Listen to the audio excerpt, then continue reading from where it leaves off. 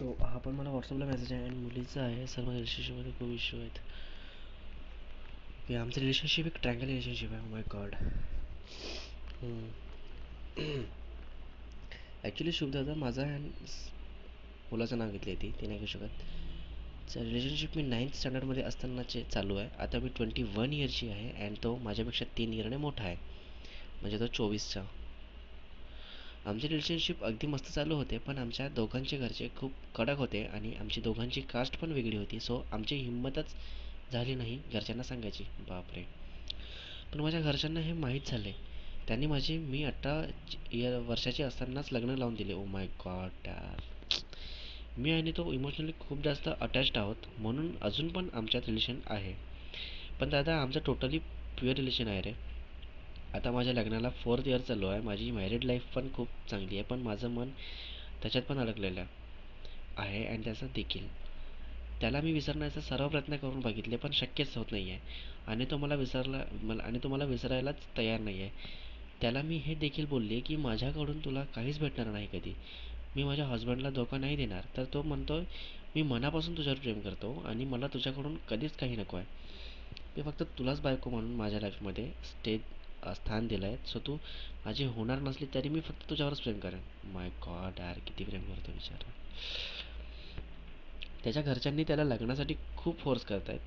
त्याने 5 स्थळ पण नकारून दिले.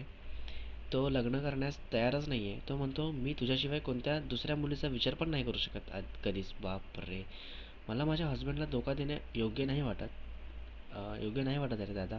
आणि मी त्याची अशी अवस्था पण नाही बघू शकत आहे. मी टोटली कन्फ्युज्ड आहे की काय करू. मला काहीच सुचत नाही आहे. मी मनापासून त्याच्यावर प्रेम करते रे आणि मला माझ्या हस्बंडला धोका पण नाही द्यायचा आहे. प्लीज दादा काही पर्याय सांग. मी यामधून कशी बाहेर पडू. मी सुरतला असते आणि तो नाशिकला. तरी देखील प्रत्येक मंथमध्ये तो सुरतला येतो फक्त मला बघण्यासाठी.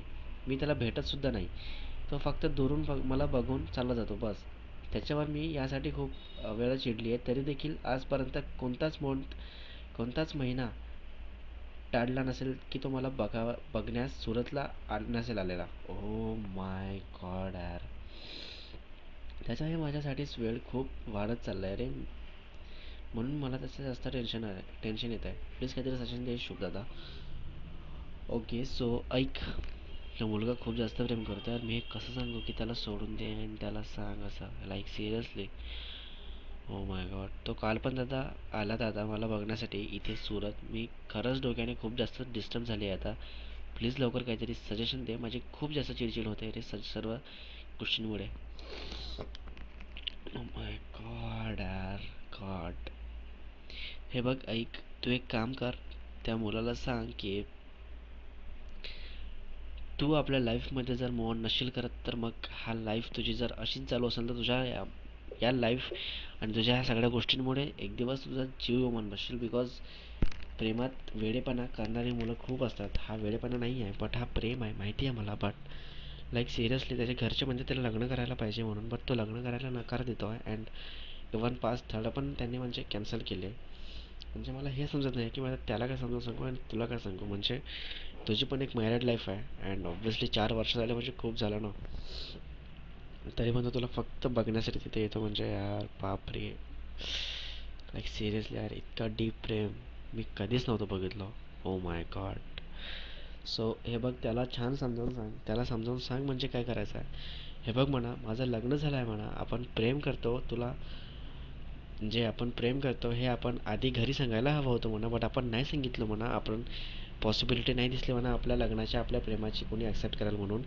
म्हणून आपण नाही सांगितलं म्हणा. पण आता ती गोष्ट निघून गेली आहे ना म्हणा. काही गोष्टी अशा असतात म्हणा आपल्या लाईफमध्ये की आपल्याला योग्य त्यावेळी सांगावं लागतात म्हणा, योग्य त्यावेळी करावं लागतात म्हणा. पण जर आपण त्या योग्य त्यावेळी जर नसेल करत तर आपल्याकडे तो वेळ नसतो म्हणा. फॉर एक्झाम्पल आपण जर पेपरला गेलो, 2 ते 5 पेपर असेल आणि त्या ड्युरेशनमध्ये जर आपण पेपर सॉल्व नसेल करत आणि आपण म्हणत असणार की मी 5 पासून 8 पर्यंत बसतो, असं नाही ना होत. हो ना. आपल्याला शेवटी त्या पेपरमध्ये फेलच व्हावं लागणार. सो त्याच प्रकारे तुमच्या लाईफमध्ये तुमचा मॅरेज जे होतं करायचं स्वप्न, ते तुमचं फेल ठरलं आहे. इनडायरेक्टली का असेना. ठीक आहे.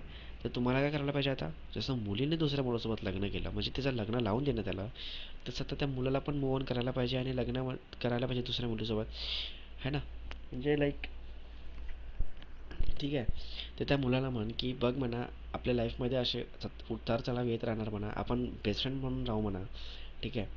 आपण एकमेकांवर प्रेम करू म्हणा, आपण बोलू म्हणा, टाइम स्पेंड करू म्हणा, ऑन कॉल ऑन मेसेज नाही भेटू म्हणा इन रिअल म्हणा, ठीक आहे. पण तू लग्न कर म्हणा, आणि तू लग्न करून त्या मुलासोबत, सॉरी, मुलासोबत कसा, त्या मुलीसोबत टाइम स्पेंड कर म्हणा, त्या मुलीसोबत वेळ घालव म्हणा. ती पण होऊ शकते म्हणा तुझी. इतकं प्रेम करतोस तू माझ्यावर, तर देवाने तुझ्यासाठी चांगलीच नक्कीच एखादी मुलगी ठेवली असेल म्हणा, बनवली असेल म्हणा, जी तुझ्यावर पण अशीच खूप प्रेम करणार म्हणा. मी पण करते म्हणा, पण प्रॉब्लेम हा आहे की म्हणा माझं लग्न झालं आहे म्हणा. आणि योग्य त्या वेळी आपण आपल्या घरी न सांगता आपण या सगळ्या गोष्टी घडल्या म्हणा. आता मग यात आपली तर चुकी नाही ना, आपण नशीबच असं आपल्याला वेगळे करताय असं समजून आपण वेगळं हो म्हणा. वेगळं काय व्हायचं नाही म्हणा, तुला फक्त लग्न करायचं आहे म्हणा. आणि जेव्हा तू लग्न नाही करणार म्हणा जेव्हापर्यंत, तेव्हापर्यंत तुझा जो एक माझ्यावरचं जे प्रेम आहे ते वाढत जाणार म्हणा. आणि ते जर वाढत गेला तर मग लाईफमध्ये प्रॉब्लेम येणार म्हणा. कोणाच्या? माझ्या पण येणार म्हणा, तुझ्या पण येणार म्हणा, आणि तुझ्या फॅमिलीच्या पण येणार म्हणा. म्हणजे इनडायरेक्टली आपण तिघांची पण लाईफ आपली एका अनस्टेबल वेमध्ये घेऊन जाणार. तर मग हे सगळं बरोबर नाही आहे ना आपल्या करिअरसाठी आणि आपल्या लाईफसाठी, समोरच्या फ्युचरसाठी पण. आणि जेव्हा आपल्याला आपले म्हणजे मुलंबाळं होतील तेव्हा पण म्हणजे लाईक त्यांना काय सांगायचं ना आपण. म्हणजे तीन तीन डिफरंटमध्ये वेजमध्ये आपण असणार, टेन्शनमध्ये असणार आपण. आणि जर त्यांना कधी जर काही करायचं राहिलं, म्हणजे काही प्रॉब्लेम शेअर करायचा असेल, मग आपण त्यांना काय सांगायचं. आपण मेंटली स्टेबल नसणार, है ना. सो तुला फक्त एकच सांगेन मी, की त्याला लग्न करायला सांग दुसऱ्या मुलीसोबत.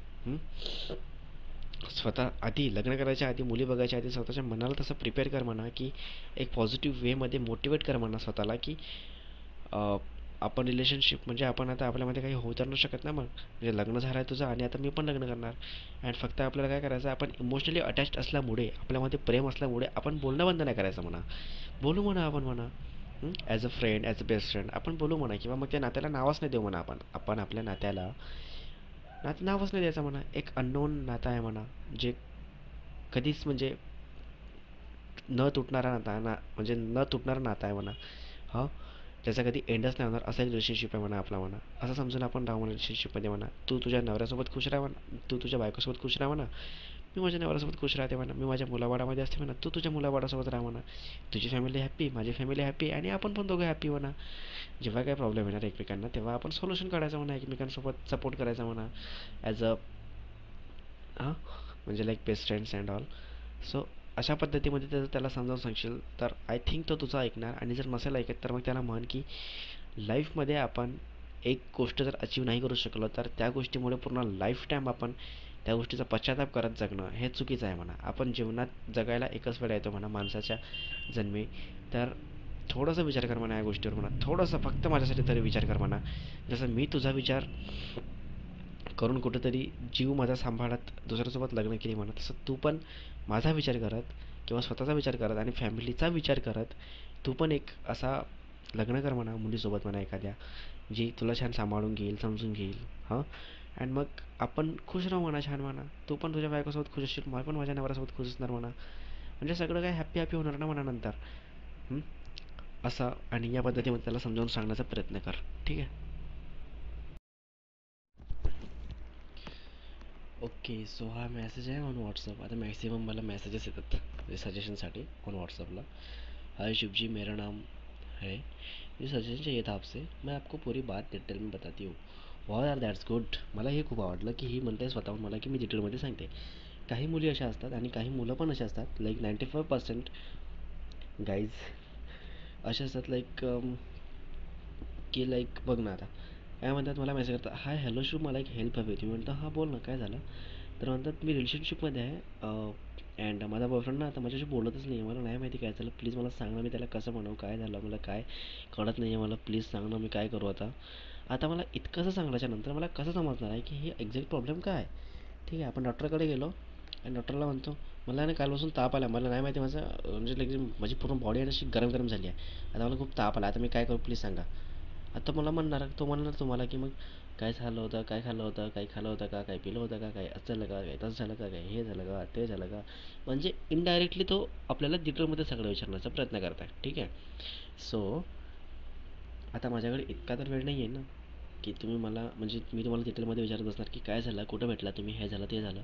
सो तुम्ही काय करायचं, स्वतःच जेव्हा मला मेसेज करता ना तर तेव्हा स्वतःच असं बोलायचं की मी माझा पूर्ण प्रॉब्लेम डिटेलमध्ये सांगते. अँड देन रिलेशनशिप स्टार्ट झाल्यापासून तर प्रॉब्लेम काय आहे, आणि त्या प्रॉब्लेमची डेप्थ म्हणजे आता प्रॉब्लेम जर असेल 4-5 महिन्यापासून नाही सॉरी 4-5 दिवसापासून माझा बॉयफ्रेंड बोलत नाही आहे. मग सांगायचं की मी असं फाईट केली होती आणि या गोष्टीवर आमची फाईट झाली होती आणि या गोष्टीच्या आधी आम्ही छान बोलत होतो असं आणि रिलेशनशिपला किती दिवस झाले अँड ह्या सगळ्या गोष्टी पण सांगायच्या. ठीक आहे, जेणेकरून समोर मला नीट सांगता आलं पाहिजे बिकॉज सगळ्या गोष्टी मेन्शन करतो मी माझ्या सजेशनमध्ये सो म्हणून.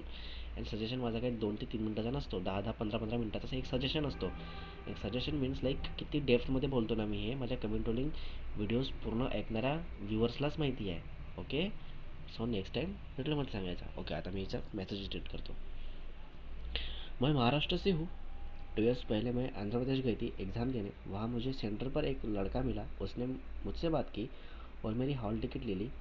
हॉल टिकट पर मेरा नंबर था और उसने मेरा नंबर नोट कर लिया. वो मुझे देखते ही मुझसे प्यार करने लगा था. फिर वो मुझे मैसेज कॉल्स करने लगा. जब मैंने उसे पहली बार देखा था मैं तभी समझ गई थी कि उसको मुझसे लव एट फर्स्ट साइट हो गया है. वो मुझे बार बार कॉल करने लगा. वो मुझसे फ्रेंडशिप करना चाहता था तो मैंने उससे बोला कि ठीक है, बट मैंने बोला बस दोस्ती रहेगी, हमारे बीच कभी प्यार का नाम मत लेना. उसने ओके बोला. फिर हम बात करने लगे. बट 5-6 महीने बाद उसने मुझे प्रपोज़ कर दिया. मैंने मना कर दिया बट क्योंकि वो मुस्लिम है और मैं हिंदू. बट फिर भी वो मुझे छोड़ने के लिए तैयार नहीं है. वो मुझसे बहुत प्यार करता है बट मैं फैमिली के अगेंस्ट नहीं जा सकती. मुझे समझ में नहीं आ रहा कि मैं क्या करूँ. प्लीज़ मेरी हेल्प करिए. मैंने कहा ठीक है. ओके, सो लिसन, आप एक काम करो. वो है मुसलमान और आप हो हिंदू. ठीक है, ये तो तालमेल ही नहीं हो रहा. हाँ. एंड अभी जो पुलवामा में जो कुछ भी हंगामा हुआ इस चीज़ से तो पूरा भारत देश मतलब गुस्से से और ऐसे लाइक पूरे मतलब पूरे फुल गुस्से में पूरा लाल लाल होके ऐसा भारत देश हमारा ऐसे उठ के अभी पूरा लाइक एक गुस्से में सबको मार डालेंगे, इतनी खतरनाक गुस्से में. तो मैं आपको बस एक सजेशन दूंगा कि अगर वो लड़का सच में प्यार करता है और वो अगर आपको प्यार नहीं है उस लड़के से, ठीक है, अब आप रिलेशनशिप में हो एंड 5-6 महीने के बाद आपको प्रपोज किया उसने एंड आपने एक्सेप्ट किया. ओके, सो अब आप हो रिलेशनशिप में एंड वो आपको अभी शादी के लिए ये कर रहा है एंड आप अपने फैमिली के अगेंस्ट नहीं जा सकते. तो ये जो अटैक हुआ तो इस बात को मैंने यहाँ पे इसीलिए मेंशन किया बिकॉज ऑफ इस कास्ट के लोग, इस जो भी कंट्री है वो अब मैं उसका नाम तो नहीं लूँगा, तो उस कंट्री के लोग जो उनके बारे में जो मतलब लोगों के हमारे भारत देशों के लोगों के दिमाग में जो बात बैठ गई है, जो कि सही है, तो बैठ गई है. तो उस चीज़ से इतना ज़्यादा वो लोग मतलब पूरे गुस्से में इतने पूरे लाल हुए पड़े हैं ना, लाइक हम सोच भी नहीं सकते. ठीक है, तो तुम्हें परमिशन मिलेगी ही नहीं ऐसा मुझे लग रहा है बिकॉज वो अंदर से फीलिंग आ रही है ऐसी कि लाइक ये नाम सुनते ही है ना, लाइक मतलब सब लोग लाइक छोटा बच्चा भी होगा ना तो भी बोलेगा यार मार डालूंगा, काट डालूंगा, जस्ट लाइक दैट. तो आपके तो पेरेंट्स हैं अभी वो, है ना, तो अपने बेटे का भला ही चाहेंगे. एंड अगर ऐसा कुछ होता भी नहीं है ना, मतलब ये अगर होता भी नहीं तो भी मतलब ऐसे इन कास्ट में इस कास्ट में ऐसे 99% लोग हैं, 99% पेरेंट्स ऐसे हैं जो परमिशन देते ही नहीं है, बिल्कुल नहीं देते परमिशन. लाइक सीरियसली मतलब चाहती नहीं है कि वो हमारी बेटी उस इसमें घुसे और रहे वहाँ पे. लाइक वो पूरा टोटल अलग है ना हमारे मतलब हिंदू से. इसलिए तो मैं आपको बस एक बात बताना चाहूँगा कि अगर आपको ये सब करना होगा, अगर आपको रिलेशनशिप कंटिन्यू करना है, अगर आपको शादी करना है बट आप अपने पेरेंट्स के अगेंस्ट नहीं जा सकते, तो ये बात आप अपने बॉयफ्रेंड को मीन्स उस लड़के को पूछो, सॉरी बताओ कि समझाओ कि आ, देखो बोलो तुम प्यार करते हो मानती हो बट मेरे घर वालों को ये सब नहीं पसंद. मतलब कास्ट अलग है एंड कास्ट अलग लाइक अलग इतनी है कि पूरी अपोजिट है.